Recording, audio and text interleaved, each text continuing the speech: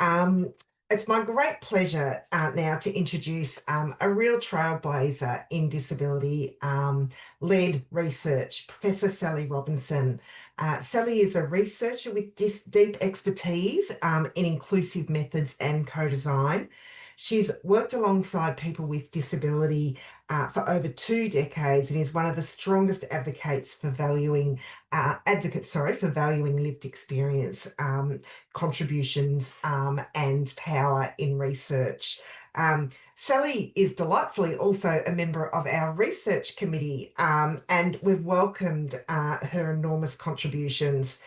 Today, Sally will begin by sharing a short video that showcases the voices and experiences of community researchers. So I'll hand over to you now, Sally. Thanks, Mary. Hi, everybody. I will apologise first of all for my croaky voice. Just coming out of COVID, so I hope that I'm clear enough for you. I'm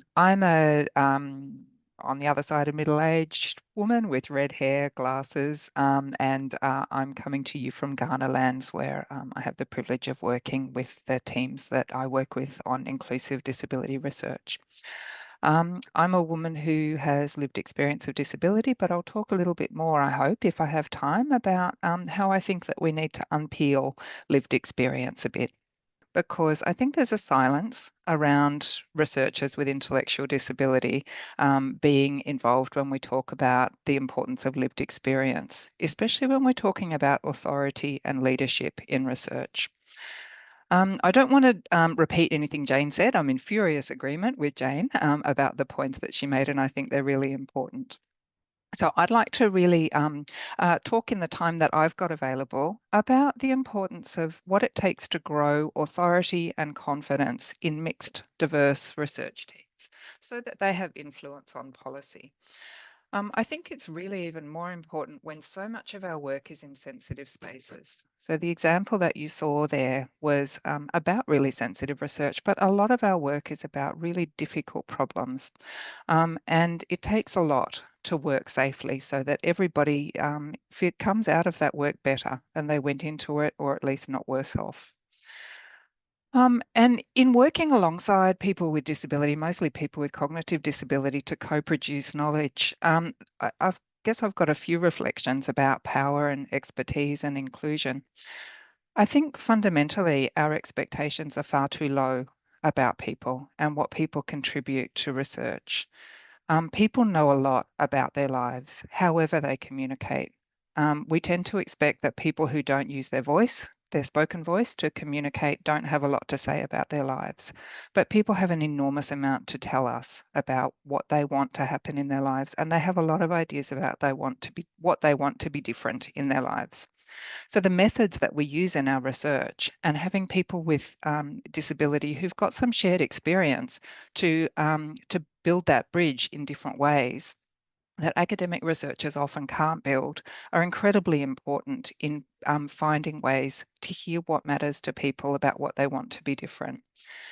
And there are very few opportunities for people to build careers out of that kind of work.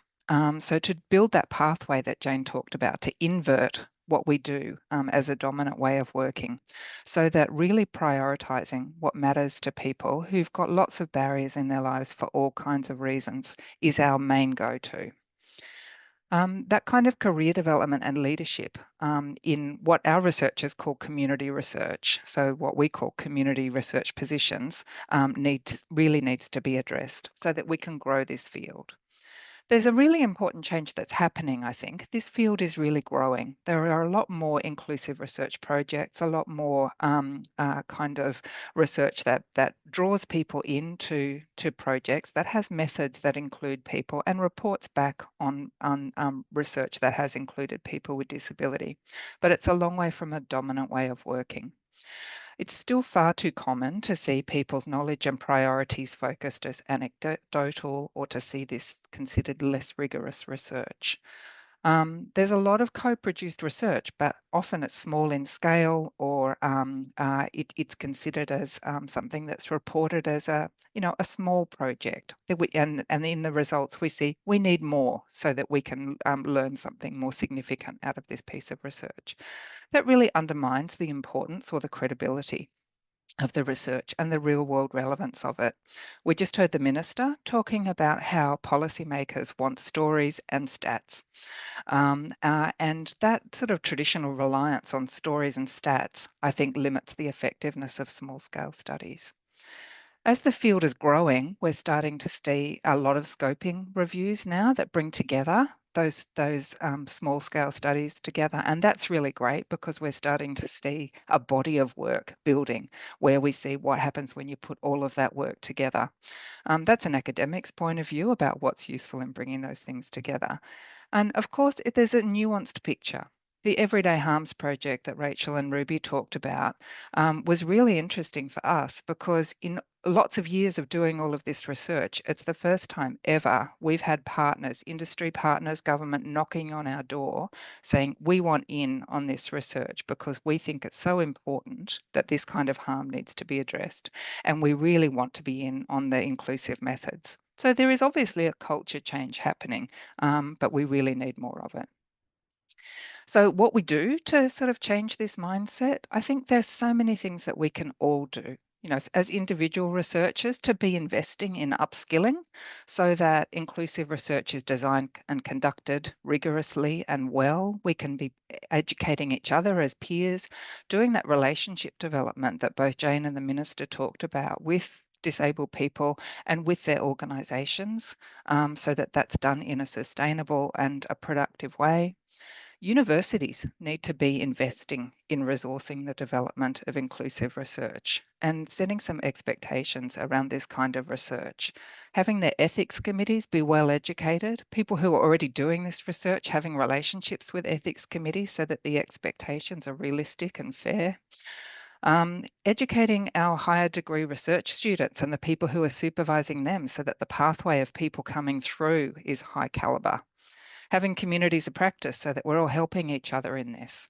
And the people who are helping, as we're all going for grants, we've got great staff who help us with that. If those people are skilled up about helping us really pitch well for any disability research to do a good job with our methods in this space, it would help.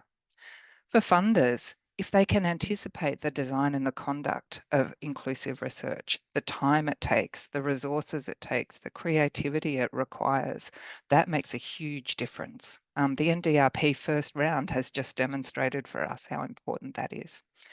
And requiring evidence of commitment, but also evidence of skill that's needed in teams to do this well. And providing capacity building opportunities for people. We know this is a developing field.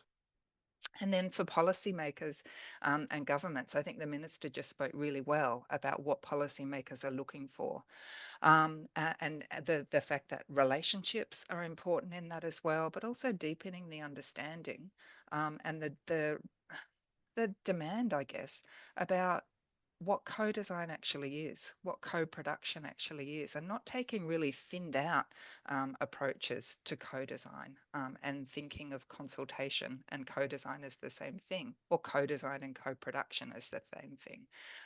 Really having some rigor around that matters. And then I think for all of us, thinking about where we are in our field now is important. How can we think creatively about the number and the volume of small studies that we've got now and what we can do with all of that body of work? There's some really great work out there. And it shows us that collectively, people know stuff about their lives. People have got really good ideas about what they want to change. We've got a really good body of evidence that shows that people with all different kinds of support needs, all different kinds of complexities in their lives, know important stuff. We don't need to demonstrate that, we know it.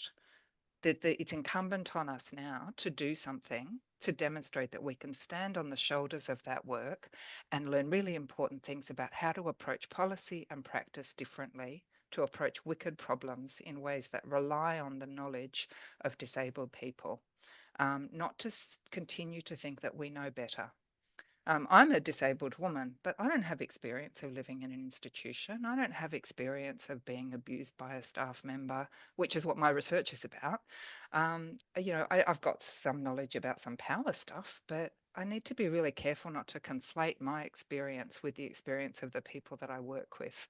I think there's really important things there about solidarity and agency that we really need to sort of pull apart a little bit and think about how we can use all of those different kinds of knowledges to address structural inequalities and how that constrains the way that we can move forward, but also provides some really great opportunities for us to think about inclusive research and leadership development and who our leaders are in inclusive research development, how we make spaces for them, and how we fund their work. Thank you so much. And I really love the way you said, as a person with lived experience, you don't bring all the answers to the research. And I think that's a really important thing in terms of moving the field further and further towards really having people with lived experience driving the research. And wonderful work that you do, but a really good, clear message around there's lots of things we need to do. So thank you so very much, Sally. And as you can see, we're very privileged to have Sally on our research committee, and her wisdom coming into the NDRP.